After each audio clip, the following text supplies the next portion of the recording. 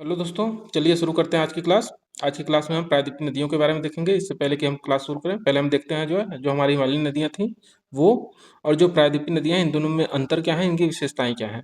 तो देखिएगा, जो हिमालयी नदियाँ थी वो जो है युवा अवस्था में है अभी, ठीक है। और ये जो है हमारी प्रायद्वीपीय नदियाँ, ये प्रौढ़ावस्था में। युवा अवस्था मतलब वो नदियाँ नई हैं इनकी अपेक्षा, ठीक है। इनकी अपेक्षा वो नदियाँ बाद में बनी हैं। नदियों के प्रौढ़ावस्था में आने का मतलब क्या है कि नदियाँ जो हैं वो काफ़ी ज़्यादा पुरानी हैं और इस समय जो है वो अपने आधार तल को प्राप्त कर चुकी हैं, ठीक है। तो नदियाँ जो है वो अब ऊर्ध्वाधर जो है ऊर्ध्वाधर अपर्दन नहीं कर रही, यानी कि जो आप हिमालय नदियों को देखा था हमने, वे नदियाँ जो है वो हिमालय पर्वत को काटते हुए आ रही थी, ठीक है।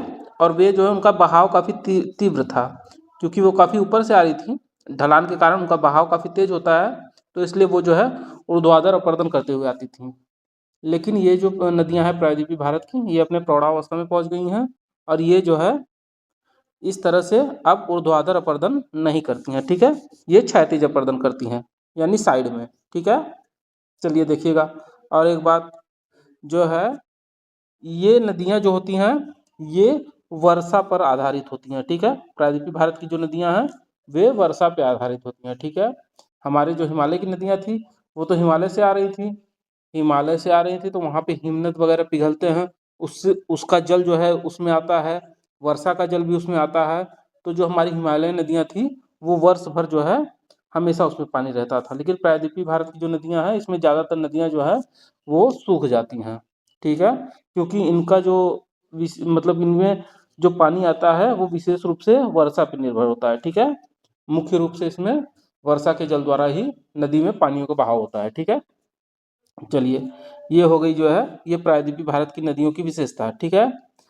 और चलिए अगला देखेंगे, इसमें से जो है कुछ नदियाँ प्रायद्वीपीय भारत की हमारी ये बंगाल की खाड़ी की तरफ बहती हैं और कुछ जो है आके गिरती हैं अरब सागर में, ठीक है। तो हम देखेंगे दोनों के बारे में। चलिए तो क्लास शुरू करते हैं। पहले हम देखते कौन है से हैं, पहले हम देखेंगे जो हमारे बंगाल की खाड़ी की तरफ गिरती हैं, यानी कि जो पूर्व की तरफ बह रही हैं नदियाँ, उनको पश्चिम से पूर्व की तरफ बहने वाली नदियों के बारे में हम पहले देखेंगे, ठीक है। चलिए तो फिर हम शुरू करते हैं। हम देखते हैं महानदी के बारे में। पहला महानदी, ठीक है। तो हम समझते हैं महानदी के बारे में। तो देखिएगा, ये जो महानदी है इसकी कुल लंबाई जो है वो है 858 858 किलोमीटर, ठीक है। जो हमारी महानदी है ये 858 किलोमीटर लंबी है। और देखिएगा, ये जो है ये छत्तीसगढ़ के रायपुर जिले में एक स्थान है, उस स्थान का क्या नाम है, सिंहावा, ठीक है। क्या नाम है, सिंहावा, ठीक है। सिंहावा नामक स्थान से ये निकलती है, किस किस जगह से, छत्तीसगढ़ के रायपुर जिले से, ठीक है। और ये जो है उड़ीसा में आके जो है एक डेल्टा बनाते हुए हमारे बंगाल की खाड़ी में गिरती है, ठीक है। ये उड़ीसा में आके किस जगह पे, कटक के निकट, ठीक है। उड़ीसा में कटक के निकट जो है ये एक डेल्टा बनाते हुए आके समुद्र में मिलती है बंगाल की खाड़ी में, ठीक है।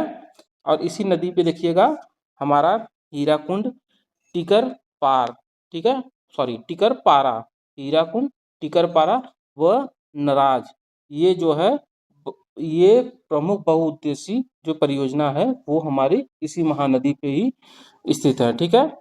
हीराकुंड बांध जो है वो भी इसी महानदी पर ही बना है। हीराकुंड बांध हमारे महानदी पे बना हुआ है, ठीक है। चलिए देखते हैं हम गोदावरी नदी के बारे में।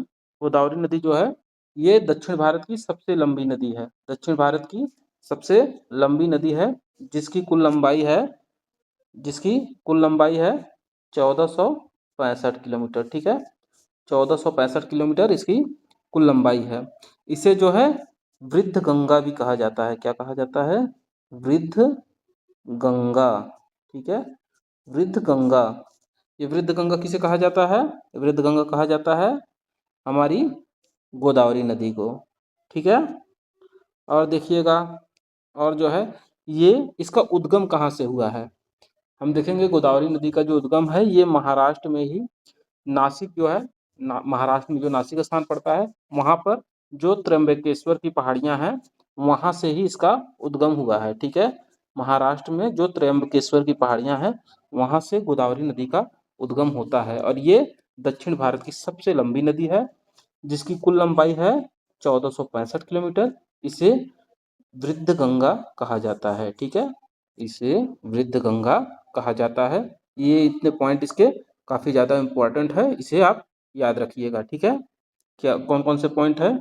ये दक्षिण भारत की सबसे लंबी नदी है, इसकी कुल लंबाई जो है 1465 किलोमीटर है। इसे वृद्ध गंगा नाम से पुकारा जाता है। ठीक है, इसे वृद्ध गंगा नाम से पुकारा जाता है। और इसकी प्रमुख जो सहायक नदियां हैं उन्हें हम देखेंगे। तो इसकी जो सहायक नदियां हैं प्रमुख, उसमें है वेनगंगा, ठीक है, वेनगंगा, पेनगंगा, पेनगंगा, वेनगंगा, प्रणाहिता, पूर्णा, वर्धा, इंद्रावती। ठीक है, वेनगंगा, पेनगंगा, पूर्णा, वर्धा और इंद्रावती। ठीक है, ये सब आप लोग जो है अपने नोट्स में बनाइएगा और उसमें नोट कर लीजिएगा, ताकि आपको जब भी रिवीजन करना हो तो आराम से आप नोट्स उठा लीजिए और उसको एक बार में देख लीजिए। ठीक है, थोड़ा सा इस पर लिखने में दिक्कत हो रही है हर एक चीज़, इसके कारण से हम बाकी जितने भी पॉइंट हैं वो सब आपको बोल के बता देंगे जरूर। ठीक है, आप सब जरूर नोट कर लीजिएगा। चलिए कृष्णा नदी के बारे में देखिए। ये कृष्णा नदी जो है ये निकलती है हमारे महाबलेश्वर से। किस जगह से? महाबलेश्वर से इसका उद्गम होता है। महाबलेश्वर से इसका उद्गम होता है। ठीक है, इसका कृष्णा नदी का। और ये जो है पश्चिम से पूर्व की ओर बहते हुए आके गिरती है हमारे कहाँ? बंगाल की खाड़ी में। ठीक है, चलिए इसके बाद हम देखते हैं हमारी कावेरी नदी के बारे में।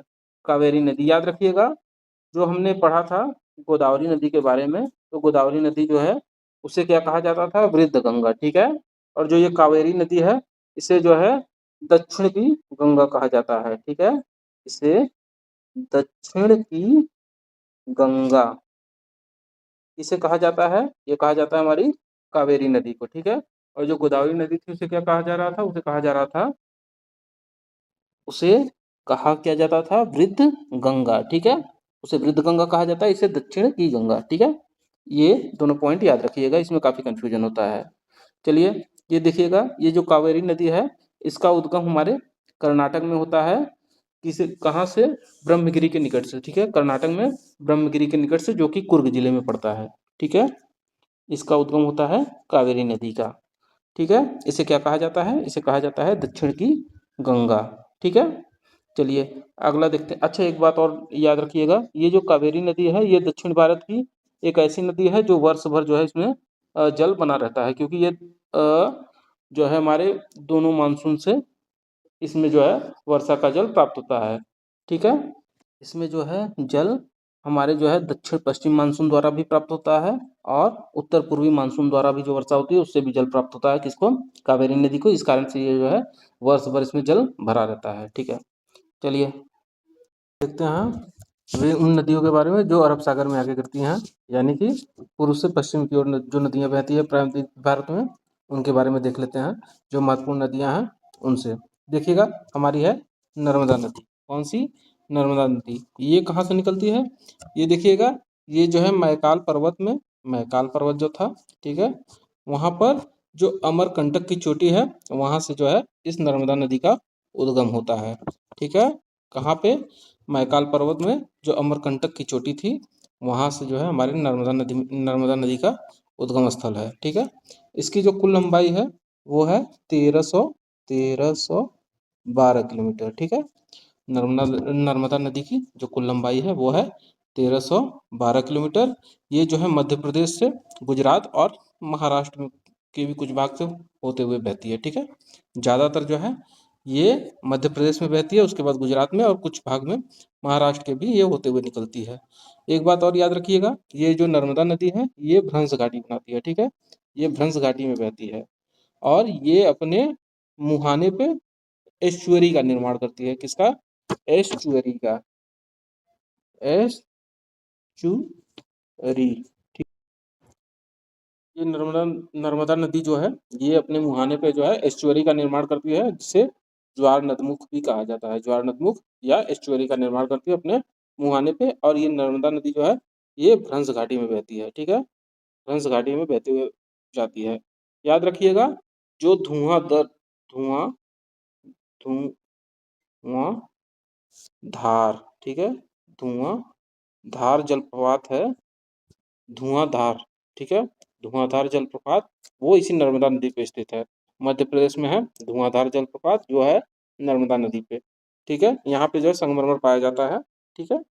चलिए, यहीं पे वो जबलपुर में पड़ता है, ये भेड़ाघाट स्थान का नाम है, वहाँ पे संगमरमर मिलता है और वहीं पे अपना ये धुआंधार जलप्रपात, ठीक है। चलिए, अगली नदी के बारे में हम देखते हैं, वो कौन सी, ताप्ती नदी। कौन सी नदी है, ताप्ती नदी। ये नदी भी जो है वो पूर्व से पश्चिम की ओर बहती है, ठीक है, पूर्व से पश्चिम की ओर बहती है। इस नदी के बारे में देखिएगा, इसका जो उद्गम स्थल है, इसका ताप्ती नदी का, ये जो है मध्य प्रदेश के बैतूल, ठीक है, मध्य प्रदेश के बैतूल जिले से एक स्थान का नाम है मुल्ताई। कौन सा, मुल्ताई, याद रखिएगा, मध्य प्रदेश से ही निकलती है, जिसमें जो है बैतूल जिले में मुल्ताई नामक स्थान है, उसके पास जो है सतपुड़ा श्रेणी जो है वहां से ये निकलती है, ठीक है। मुल्ताई नामक जो स्थान है वहां पे सतपुड़ा श्रेणी जो है, सतपुड़ा श्रेणी, ठीक है, वहां से ये निकलती है। और इसकी जो कुल लंबाई है वो कितनी है, इसकी कुल लंबाई है 724 किलोमीटर, ठीक है। याद रखिएगा, जो ताप्ती नदी है इसकी कुल लंबाई है 724 किलोमीटर, ठीक है। ये जो है नर्मदा नदी के समानांतर ही चलती है, जो सतपुड़ा के दक्षिण से बहती है, ठीक है, सतपुड़ा के दक्षिण से बहती है और ये जाके गिरती कहाँ है, खंबात की खाड़ी में, ठीक है। ये सतपुड़ा के दक्षिण से बहती है और गिरती कहाँ है, जाके खंबात की खाड़ी में, ठीक है। चलिए, अच्छा, इसके बाद जो है हम अगला देखते हैं अपनी प्रमुख नदी के बारे में, ठीक है। अच्छा, एक पॉइंट और याद रखिएगा, जो नर्मदा नदी है ये जो है ये बहती है किसके किसके बीच में, तो ये जो हमारी दो पर्वत श्रेणियां थी, कौन सी, विंध्याचल और सतपुड़ा, ठीक है, विंध्याचल और सतपुड़ा, इन दोनों पर्वत श्रेणियों के बीच से होते हुए बहती है कौन सी, नर्मदा नदी, ये याद रखिएगा, ठीक है। चलिए, इसके बाद जो है अगला हम देखते हैं, अगला हमारा है माही नदी के बारे में। ये माही नदी जो है ये कहाँ से निकलती है, ये निकलती है हमारे विंध्याचल पर्वत श्रेणी से, ठीक है। चलिए, इसके बाद एक नदी पड़ती है लूनी नदी, इसके बारे में देखिएगा, ये राजस्थान में से निकलती है, राजस्थान में जो है अजमेर के निकट है, अरावली श्रेणी से निकलती है और ये जो है कच्छ के रण में ही विलुप्त हो जाती है जाके, कौन सी, लूनी, ठीक है, याद रखिएगा, जो लूनी नदी है ये जो है कच्छ के रण में ही विलुप्त हो जाती है, ये जो है समुद्र में जाके नहीं मिलती, ये कच्छ के रण में ही समाप्त हो जाती है, ठीक। चलिए, ये हमने आज देखा दक्षिण भारत की जो नदियां हैं, प्रमुख नदियां, और उनके बारे में जितने भी महत्वपूर्ण चीज़ें थी वो सब हमने इस अपने आज की वीडियो में कवर कर लिया है। चलिए, फिर मिलते हैं अगले वीडियो में अगली क्लास के साथ, और इन सब नदियों का जो है हम MCQ लेके आएंगे, आप सब अच्छे से पढ़ लीजिएगा, उस MCQ के थ्रू जो भी पॉइंट आपका छूटा होगा वो उसमें हम हल करवा देंगे, ठीक है। चलिए, फिर मिलते हैं।